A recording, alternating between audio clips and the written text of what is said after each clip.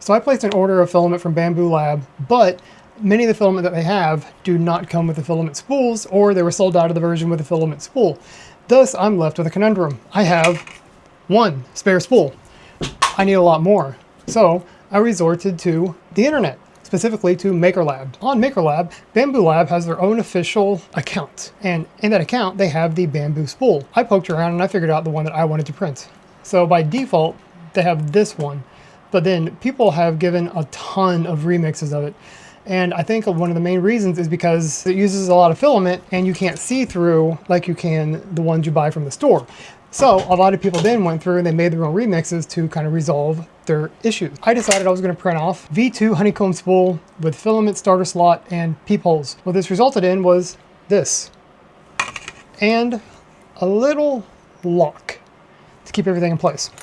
Now, luckily, I had a spool of filament sitting around, unused, brand new, still has the wrappers on. Important to leave those on in case you've made that mistake. Let's see how it works out. As always, find the notch. So, find the half with the notch. Let's line up those notches. No wiggle room. That means it's locked in place. Second half, stick it in there, twist it until it locks in place. Let's give it some tugging. Good. Now, it came with a locking piece.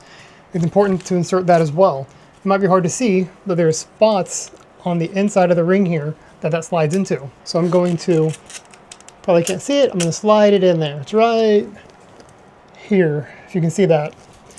Now, it doesn't twist at all either. We're good to remove these. Wish me luck.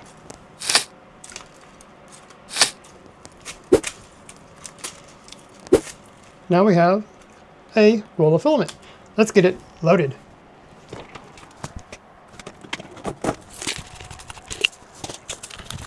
I put my filament weight and beads in here. Keep it dry, keep it weighted down. It's just a habit that I have at this point. Now let's get it loaded in there. And as always,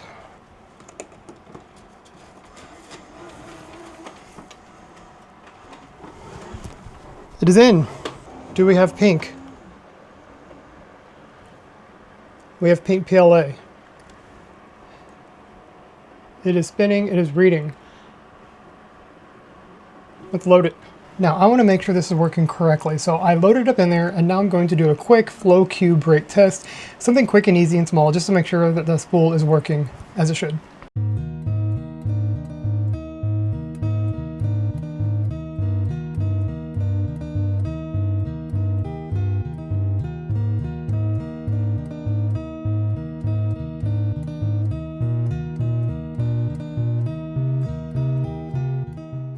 It is printing, it is spinning, everything appears to be working fine. Now, how much money does this actually save you? First of all, as I said, there are a lot of filaments that you cannot buy with the spool.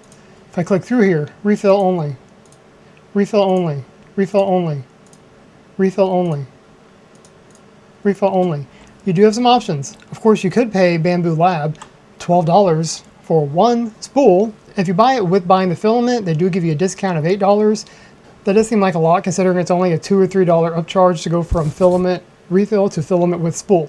So instead, what you can do is you can pay the normal price or on sale price for ABS. Right now it's $13 on sale, or the normal price is $23 from Bambu Lab. Buy whatever brand you want and then print your own spools with that filament. You can print about 5.5 spools with one 1 kilogram roll of filament. Let's assume 5 spools from one 1 kilogram spool of ABS filament. You're still talking about $4 or so at max for one spool versus $8 or $12 directly from Bambu Labs. Of course, it means you got to print them yourself, but it's still a major cost savings, and you have the printer, may as well have an excuse to use it. You'll notice throughout the video that I kept mentioning ABS for printing my spools, and there's a reason for that. You'll notice even if you have a Bambu Lab spool, that there is a marker on there for the heat resistance of the spool, with the lighter ones being less heat resistance than the darker ones from Bambu Lab. You can try printing a spool with PLA, but when you put it into the dryer, you're going to end up like this. This is a picture from an acquaintance of mine who decided to use PLA for his first spool. I don't know what he did with this because the spool itself is kind of useless and he has a lot of filament left on there. Keep in mind whenever you're doing this, PETG might work, but more than likely you're going to want something like ASA or ABS. I recommend ABS because ABS is cheaper than ASA and easier to use. Hope you've enjoyed this. Save money, print your own spools, have fun, print more.